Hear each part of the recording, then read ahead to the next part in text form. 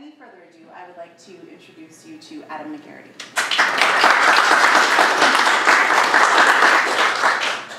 All right, so you guys have had a chance to get to know each other, and I just want to tell everyone, welcome. Thank you so much for coming. First, I really want to thank the people who organized this event. The Monterey County Education Foundation, the Monterey Institute Policy and Education Group, and also want to thank the specific people, Alina Basaniak and Kyle Evans for doing outreach with the FAO program at DLI, and Jens Vik as well. So thank you guys for putting this on. Really appreciate it. I'm honored and honored to be here and be able to speak with you. I also want to thank you guys, and I know this has been said a couple times, but thanks for coming out on a Friday night after a long week. Pretty much everyone here is, you guys are serious academics and professionals here. And so we all spend a lot of time every week, day to day, on the grind, trying to stay on top of things. There's all kinds of demands and requirements of us. And just staying on top of those takes up a lot of our time. And it can become really easy to get compartmentalized in our own academic and professional circles. And I think it's really great that all of you are here to kind of step outside those circles and just take a minute to get to know people in the community that also have very serious professional interests, but that are just maybe slightly different or even a lot different from ours. So this kind of cross-pollination it's really, really important, and sometimes it's hard to find time for, but I'm really interested to see what kind of things grow out of this cross-pollination in this event tonight. So I'm going to start by reiterating a few things about myself. You've heard them once, but I'm going to say them again anyway. My name is Adam McGarity, and I'm a MIS student in my second year of the Teaching Foreign Language program. And I'm also getting a specialization in language program administration. I am doing this with the goal of starting a language academy for adult professionals in the future. And, you know, my wife and I, Nikki, some of you have met her already, we came here because, you know, Monterey is just such an interesting place. It's got an international focus. It's a small kind of community, and Monterey Institute has such a great reputation that all these things contributed to our decision to come here. But our decision to come here was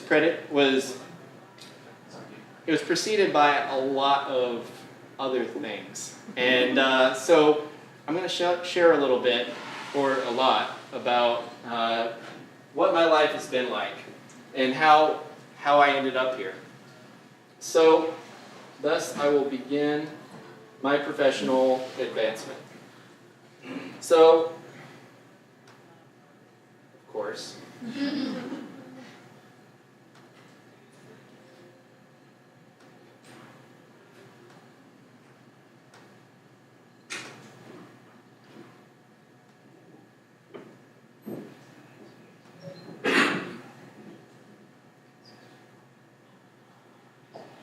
this is the kind of thing that, you know, you can practice so many times. They always tell you to have a backup. And so right now, I'm just going to back up with my talking.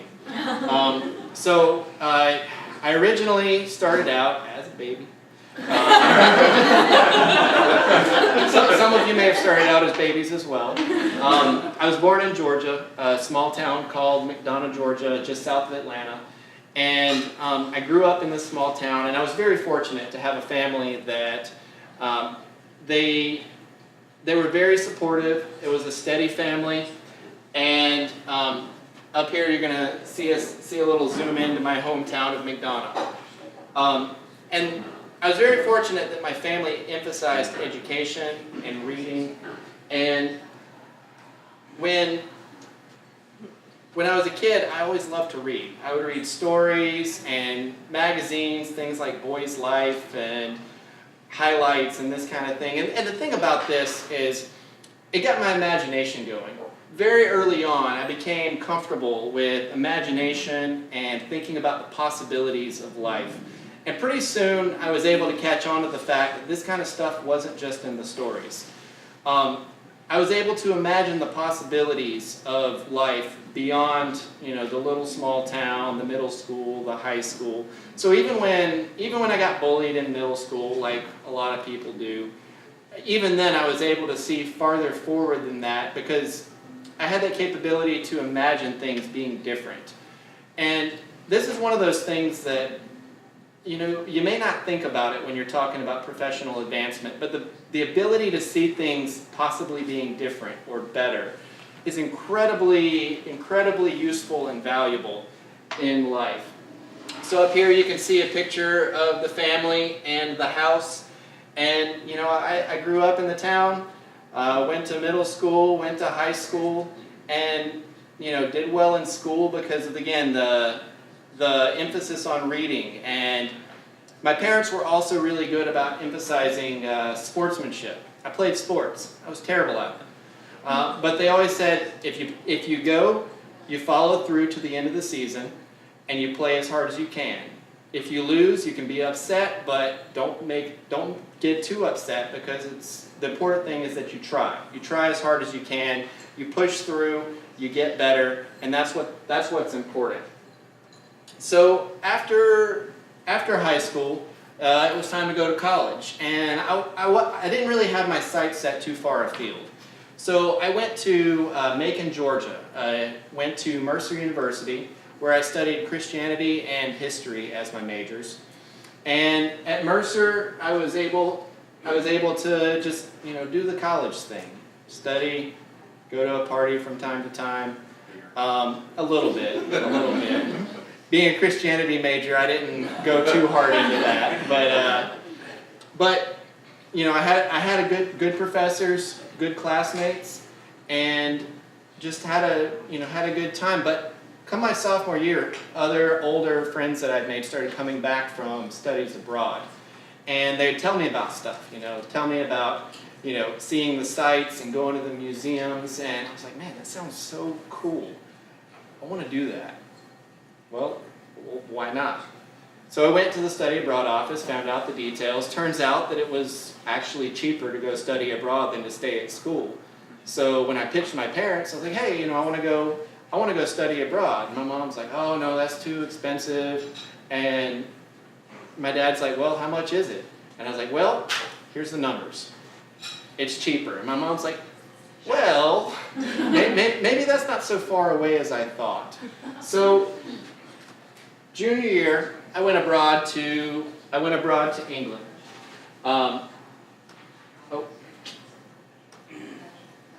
So junior year, I went abroad to England, and I studied in Oxford for a year, and just had a great time. Again, continued studying history and Christianity, but was able to squeeze in an art class or two. Got to play on the rugby team at St. Peter's College, and it was my first sustained exposure to foreign culture. Now, you may think, oh, it's England, they talk English there. It's not really that different. Well, it wasn't completely different. Like, we could understand each other, but it's definitely differences in culture, and even some differences in language. But the point is that it got me excited. It got me eager to go do other things. Plus, during the breaks, I got to go travel Western Europe. Paris, Rome, Florence, the usual European tour type stuff that a lot of university students do. And during that time, I just kind of got to thinking, I'm like, man, it would be really cool to live in a foreign language and a foreign culture and actually get to know people. And that was the thing, that was the thing that kind of struck me, is like, I want to get to know people who are different than I am. And the thing is that language, it's such an integral part of getting to know people. Not just which language you speak, but the way you talk is so important for how you get to know people and how you allow them to get to know you. And so I thought, man, really want to go and live in a foreign language and a foreign culture. So, the next obvious question is going to be, well, where do I go? So, coming back for my senior year in college, I decided to study Chinese. Because, dang it, I'm going to go to Peace Corps China. So, all senior year, I enrolled in Chinese, sent in my application, got all the paperwork done, talked to the recruiter, and they're like, yeah, we'll slate you for Asia, no problem. I'm like, awesome. And September 11th hit, and, well, I sent off my application 3 days after September 11th, and I remember my mom, she was like so distraught about this. She's like, they're communists, and it's dangerous over there. And I said, Mom, it's not safe here. Like, why not go over there and, get to know people? So I eventually just wore her down because there wasn't much she could do about it. But went through my whole senior year studying Chinese, and then towards the end of senior year, get the call from the Peace Corps, and they're like, yeah, everything's good, all your paperwork's in order, time to assign you a country. Awesome, let's do this. And they're like, so we have Mongolia, Uzbekistan, Turkmenistan, Tajikistan. And I said, none of those are China. Well, you told me China was like, I was a perfect candidate. And they're like, yeah, we don't have any teacher positions in China. All we have is teacher trainers. I'm like, well, I don't have any experience at all teaching, so that's not going to work. They're like, yeah, that's not going to work. And they're like, well, I said, what else do you have? And they said, well, we have Bulgaria, Moldova, and Romania. I was like, okay, just let me do some research. And the thing I got in my head is like, I gotta get adaptive. Like that's what this is all about, is being able to roll with it and adjust to new circumstances and make the most of things. And so I did my research and just decided, well, Romania seems somewhat temperate, and so I'm going to go to Romania. I've heard of it. That sounds good. So after the senior year, I was off to Romania. And so I was off to Romania after my senior year, and there it goes. It's going to send me 3 steps ahead now, I bet. So I was off to Romania to teach English. And Romania was my first chance to actually study a foreign language and do it to get to know people in that country, in that place. And it was challenging, but it was also great because I was able to get to know people. And my host family was outstanding. I got quite lucky with the host family, and they took me in, treated me well, dealt with my bad Romanian, occasionally tried to speak some English to me, which I think is a reflection of me trying to speak Romanian. I remember this one time I came home from language class, and my host father, you're about to see the place where my host family lived. So I came home from school and walked in this gate right here, and there's a set of grapevines right here, and then a little more yard and chicken coops and things over here. And I came home from school, and I heard from behind the grape leaves, Adam! I was like, what? And I walked around, and my host father's standing there with a knife and a turkey head, and he's like, I am killer! And I was like, yes, you are. And then he told me in Romanian that it was my host sister's birthday, so he was, prepping a turkey for it. It was a big thing, and this was a great time. And I'm glad that I did not get too upset over the China thing, because turns out that SARS broke out about 6 months after I would have gone to China, and a number of Chinese volunteers came to Romania anyway, so I just kind of feel like I dodged the bullet on that by rolling with it. So after my 3 months of training in Urlaț, Romania, Then I was off to Krosno, which is up in the northwest of the country, and it's kind of in agricultural land, lots of hills up in Transylvania, and that's where I did my teaching. Taught for 2 years there. Again, the community took me in, treated me well. I spoke Romanian. I tried to speak some Hungarian because there was a pretty large community of Hungarians there. I wasn't as good at the Hungarian as the Romanian, but I did the best I could when I went to the store. And it was a good experience. I had a great time, great experience there. And after 2 years, it was time to come home. So after I finished up in Krosno, I came back to Atlanta, and I wanted to be a writer, but writing is kind of a tough thing to break into. So I ended up serving tables in. Now, I got ahead of myself on the slides, but in Atlanta, I ended up serving tables in a pub, teaching part-time at Kaplan, and finally got a job, a full-time teaching job for a summer reading enrichment program called Institute of Reading Development. And they did reading comprehension skills, reading speed skills.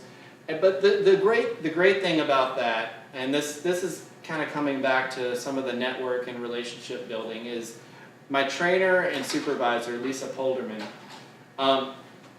That was my first really solid teacher training. Like, I was not a great teacher in the Peace Corps. I did the best I could, but I was not amazing. But when I got into this program, they had a solid program that gave you specific skills to use in the classroom. And Lisa, she showed me what it means to be a good supervisor.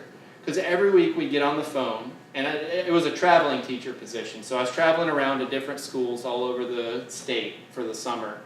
And I'd get on the phone, tell her about what I've been doing, and she would just talk me through things in a way that was, it was fantastic. It made sense. It worked when I got back to the classroom and used it. And even now, I keep in touch with her.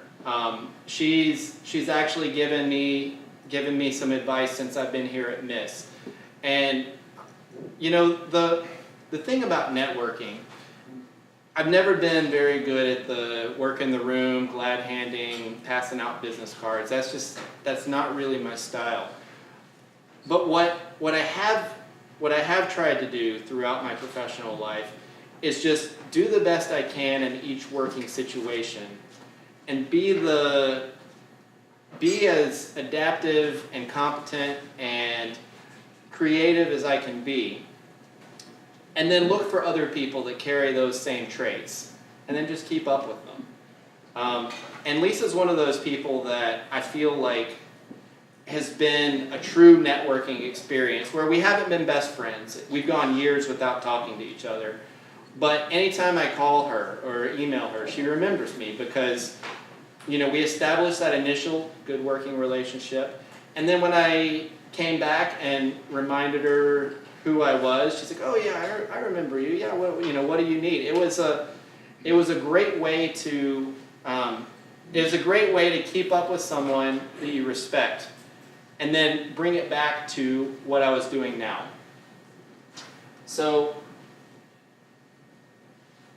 I was in Atlanta for a little over a year, and I taught in this Institute for Reading Development. And at the time, I felt like I was a decent teacher. Definitely improving, but I didn't really feel the teaching calling. I was definitely feeling the itch for a more foreign language, foreign adventure, and this is back in 2005. And in 2005, I was like, well, what are my options for language? Well, this was kind of the height of when we were in Iraq. And so I started talking to military recruiters and decided that I was going to join the Marine Corps and become an Arabic linguist. Made good scores on the entry tests and got orders to become an Arabic linguist. I'm like, sweet, this is going to be great. I'm going to be the best Arabic linguist I can be, maybe save some lives. It's going to be awesome. And so I go to recruit training, finish that, go to combat training, finish that, and then I go to DLI, and they're like, "Sweet, you got orders for Arabic. All right, go study Russian." Now, for those of you in the military, you're probably familiar with this, but the rest of you, it's again. You have to try to be flexible if it's going to work out at all. And it's a good thing I did. It's a good thing I was flexible, because I was able to start up the Russian. I did well in it. And one day after I'd been there for a few months, kind of got in my groove with things, a certain Lance Corporal came up to me and said, "Hey, McGarity." I said, "Yes." She said, "You're smart, right?" I said, "Yes." And she asked me to help her study for Russian. And, well, after a while later, we got married. So, teaching has some advantages. It's not allowed to teach girls anymore. And that's my wife back there. So again, the thing is, I felt like teaching was important even then. Even though I was a student and not really a teacher, I felt like this is important, and there's a way to do this that it's better or more effective than maybe what students are getting elsewhere. And I was happy to see her grades go up, made me feel good. But the military being what it is, we had to part ways for a while before we came back together. And so after DLI, I got stationed in Camp Pendleton at a unit that had no need whatsoever for the Russian language. I see you guys back there laughing. Right on target. Yep. So once I got down to Pendleton, I'm like, well, you guys don't need a Russian linguist. I just spent a year learning Russian. All right, well, I guess I'll have to retrain in something to be useful. So I retrained to become a radio operator, and Camp Pendleton became a radio operator. And after this, once I went through all my training, they sent me out to Okinawa for a sea tour on the 31st Marine Expeditionary Unit. And again, it's back to, did the best I could with it. Wasn't what I wanted, wasn't what I expected, but just did the best I could with it. And so after several months on the sea tour, I was back off to Pendleton because I broke my foot in the Philippines. And so I went to Pendleton, started studying my Russian again, because what else am I going to do with a broke foot? And while I was studying, the right person in the command noticed and said, "Hey, McGarity, you're smart, right?" I said, "Yeah." And they said, "Well, we're going to be plussing up to go to Afghanistan soon. You want to go learn Pashto?" I said, "Yes, please. Give me a language that somebody needs." They're like, "All right, you get 6 months." I'm like, "Perfect. That's all the time I need, because I can learn Pashto in 6 months." So they sent me to Arlington, Virginia for a sweet temporary duty where I was in civilian clothes and learning Pashto all day, every day, from about 9 to 3, all day. And so I learned Pashto at Diplomatic Language Services, and 6 months later, I'm off to the San Diego State University. And San Diego State University was a great education experience for me. They had some of the better instructors I've had in my Pashto experience, as well as the associate director, Chris Brown, who runs a pretty tight ship over there. And over time, not while I was in San Diego State, but over time, he ended up becoming my boss and my mentor, to show he helped show me what a good education program looks like. So San Diego State, I did 2 more months of Pashto instruction, and finally I was going to get to use my language for something that somebody needed. So this is the quad in San Diego State, but I didn't get that for too long because we had to go to Afghanistan. Now, Afghanistan was interesting because both in Arlington and in San Diego, all the instructors taught in the Eastern dialect, which is it's what they speak up in Kabul and that part of the country. But we went to Helmand province, which is where they speak the Southern dialect. So here I am as a presumably competent linguist, translator, with a good amount of Eastern dialect in my ear, and I was required to work as a linguist, and they speak Southern dialect. I was like, man, can't I get a break? But that guy right there on the motorcycle, he was only up there for a second, Mustafa, he was very helpful in getting me familiar with some of the expressions in the Southern dialect, and again, like always, I just tried to roll with it and do the best I could. And things worked out. Nobody that I was close to in my unit, nobody got hurt bad, a couple small injuries, but I feel like I was able to do some good work as a translator despite the differences in the dialects. And so after this deployment, I was like, all right, when I get back, I got 3 weeks before I can go on terminal leave, that's when it's the leave you have saved up before you get out of the military. So I said, you know what? I got back. I'm safe. I got a steady girl waiting for me. I think I'm done. I feel like I've been lucky, and I don't count on that luck to continue. So I came back, and pretty soon, my now wife and I, we got married, and I went back to Chris Brown, the guy at San Diego State I told you all about, and I said, hey, I'm back from Afghanistan. I got nothing much going on right now.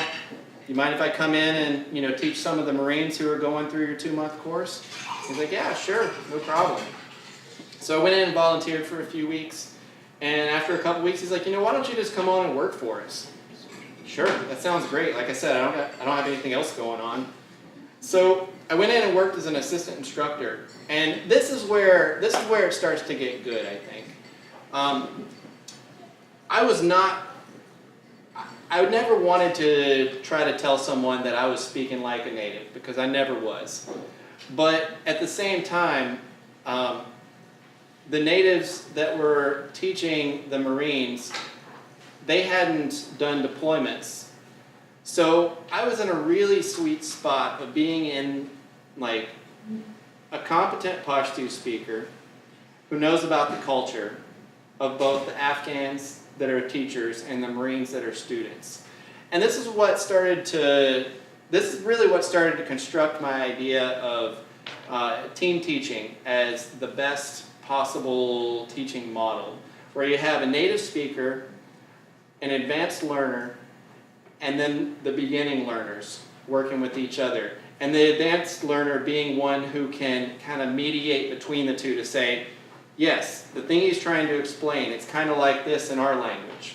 That being English for us.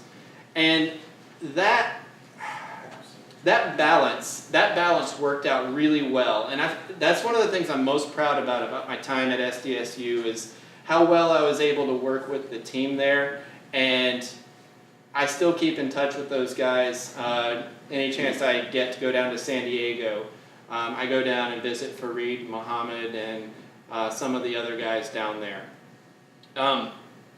So I worked there for a bit as a teacher, started to develop some resource development skills as well. We did some online culture modules and things of that nature. And after a while, after Nikki got out, we decided to move back to Georgia to be close to my family. And I talked to Chris. I'm like, hey, Chris, you know, I'm going to be going away, but I'd love to keep working for you guys. What do you think? And he's like, absolutely, man. Like, you've done a good job for us, and you know, we can make this work. Tell me what you got in mind. And I was like, well, you know, I really like this resource development thing. Why don't we just keep doing that? And he's like, yeah, for sure. So I kept doing resource development for San Diego State, and it worked out really well.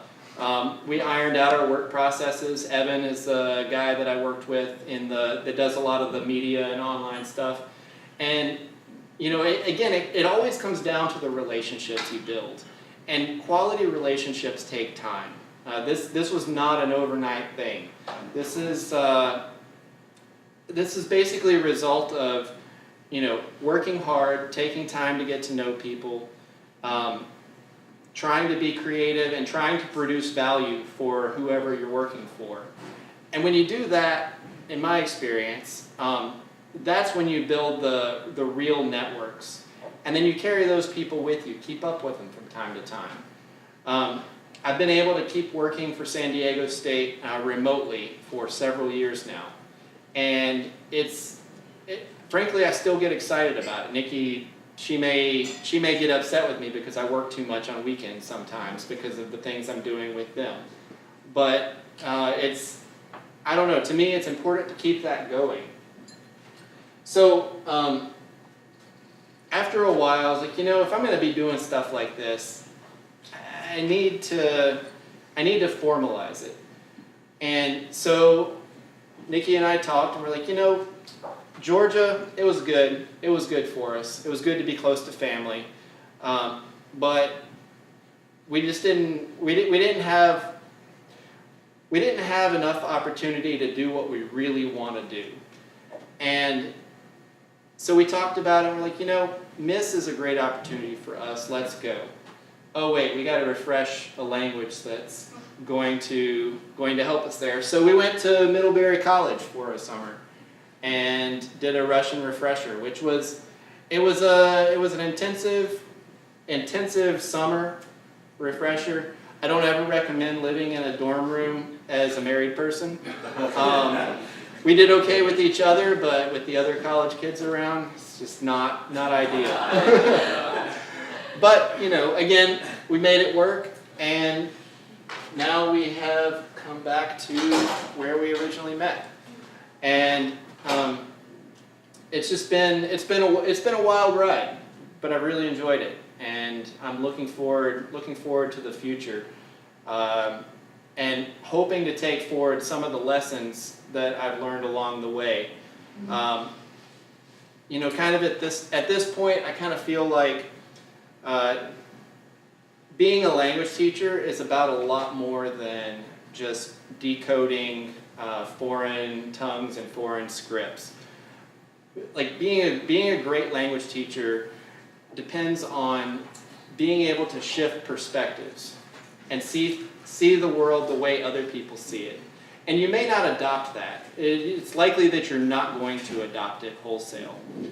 But I think that if you can do that kind of perspective shifting and see things from other people's point of view, and it takes time to learn this skill, you're going to be better equipped to do, you know, to pursue whatever goals you have, whether it's diplomacy or defense or development or there was a fourth one I forgot it. Commerce. That was the other one I was thinking of.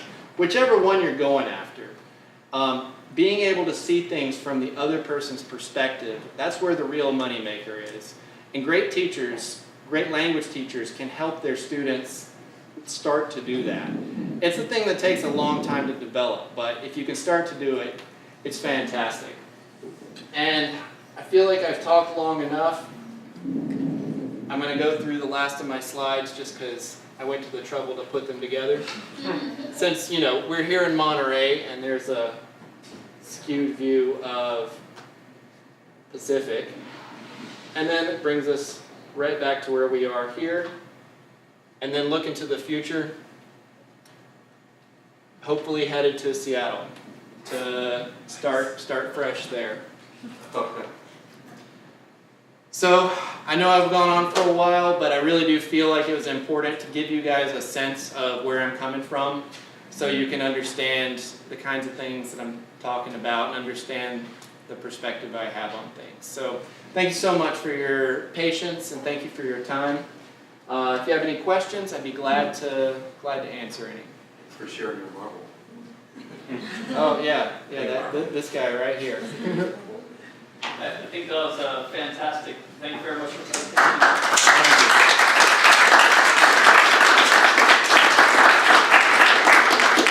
really appreciated the part you put in about being that node between the student and the heritage speaker instructor. I just think that's really enlightening. I feel like that's a thing that it could be better employed. I don't know. I'm looking forward to more doing that more. Currently, right now, I'm a teacher assisting for a Russian instructor or Russian professor at MIS, and it's the same type of thing where she's a veteran teacher. She's been doing it for a long time, but being that go-between, I don't know. I just like that. I like that position. I think it's important. Yes. I also want to thank you for that bit too. A lot of us are TESOL or TFL, and the idea of team teaching kind of struck out to me. And I just kind of want to know if you could illustrate that, what it would look like. Because are you lecturing on different days? Or? The best success I've had with it is that the teacher assistant or assistant instructor. The first thing you really need is clearly defined roles.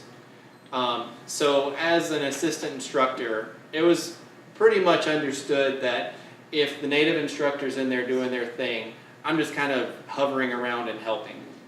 And then there was, oftentimes I would have like an hour at the end of the day where students would come to me and be like, you know, they spent an hour trying to explain this and I still don't get it. Do you have any better idea how to explain it? And then I would, tell them about it from my perspective, which was usually not quite exhaustive, but it was oriented in a way that they could better grasp it. Would you teach that in the L1 or the L2? For that level, I would explain stuff in the L1, in the first language. I would explain stuff in English because I don't quite buy into the full immersion at the beginning level model. Like intermediate or advanced, yeah, that makes all the sense in the world. But at the beginning level, to me it saves time to explain some things in English. And not everybody's going to agree with that, but that's been my experience. Thank you. Anyone else? Yes. So what's next? What's in Seattle? Well, we went up to Seattle last week to do a professional reconnaissance mission and check out the lay of the land. And we met with a few people, investigated some leads on some delicious crab. No, but we met with a few people, and one of the people I met with was Paul Aoki, who is the director of the Language Learning Center at University of Washington. And after talking with him, he's been there for like 30 years, so he's got a depth of knowledge that not a lot of knowledge about the field in that area that not a lot of people have. And kind of the thing I got from him is that it looks like funding is going to be shifting back to K through 12 as opposed to higher education as far as state funding goes. But the thing that really hit home just driving around and seeing places is that, as much as I'd like to start a school straight away, I'm probably need to take a few years to establish myself in more traditional roles up there, build a network, and then consider starting my own thing, because right now I really don't know anybody in that area. I mean, I've met a few people. I've got a connection with a former Marine networking group, which is, I'm looking forward to going to their lunches when I get up there. But I really think I'm going to need to just take some time to get familiar with the terrain before I try to do anything on my own.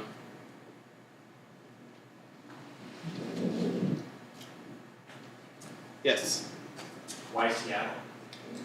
Like we did Georgia for a couple of years, and I'm a Northwest girl, but I think that back to networking, I have a lot of connections up in that area that are going to be very helpful for both of us. And with his emphasis on technology development in the language classroom, it's a really amazing place to try to bring in the networking and programming side to computer application development and marry it up with the language learning. Because right now we're really using language tools. It's an electronic textbook for the most part. So really integrating technology and learning languages in a new way. I think that having that powerhouse in Seattle is going to be very helpful. And there's such a solid international community up there, or there's international communities because they're not all mixed together. But there's so people from so many different countries and so many different cultures up there that I think the recruiting is going to be. That's going to be an important part of whatever I end up doing, and I think it'll be easier up there than in a lot of places. Anyone else? All right. Thanks, Michael. I'd like to ask you a couple questions. Two things that you said that stuck with me was that one is that relationship building takes time, and the second is that you are your own job security. Yes. Would you like to speak to those 2 points? Yeah, I actually forgot to mention the second one. Yeah, the relationship building takes time. Absolutely true. And she's laughing back there because I took my sweet time. But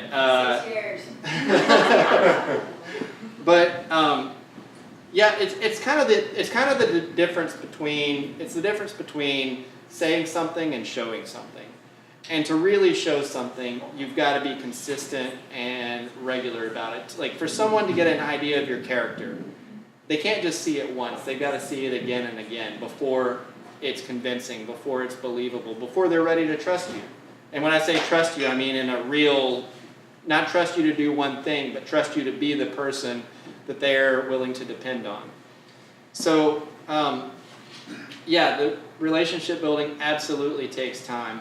And then the other thing that Jens mentioned was you are your own job security. In my experience, for me, that was just like, okay, whatever came at me, I was just going to roll with it until eventually I could carve out something that I'm directing on my own. But it's more than that. I read about a study recently that from 2012, I think. They did a study of 1,200 people born between 1977 and 1997, and on average, they expected to change jobs every 4 years over the course of their life. And just the nature of the workforce, it's just becoming more and more dynamic, which basically means that for us to be successful, when we're going on from grad school or getting out of the military, is that like you have to be your own best representative. You have to show people that you're able and willing to learn new things, try new things, work hard, be reliable. It's not like it used to be where you could get a job, keep it for 30 years, be secure in it. I mean, I don't know what the state of things is in the military, but I would guess that they're looking to start scaling back numbers some. Do any of you guys know anything about that? Oh, they are. They are? Yeah, so I mean, even in the military, it's like, if you want to keep that job security, you better make yourself useful. You better make yourself valuable. And I think that's really the thing is make yourself useful, make yourself valuable, create value for your employer. And that's how you can ensure job security for yourself, even if you are changing jobs. Does that answer your question pretty well? I think it does perfectly fine. All right. Let's give him another hand. Thank you very much for coming out tonight, Evan. Thank you, Dayton. And Maggie, she scurried off, but I'd like to thank all of you for showing up tonight. And it's such a diverse crowd. You know, we got people from all walks of life here. We got up the hill at DLI, we got down the bottom of the hill at Miss. We got some people that are living out in the populace that are civilians working in the workforce here. And it's just, this is a great group, and I appreciate all of your attendance. So let's give yourselves a hand.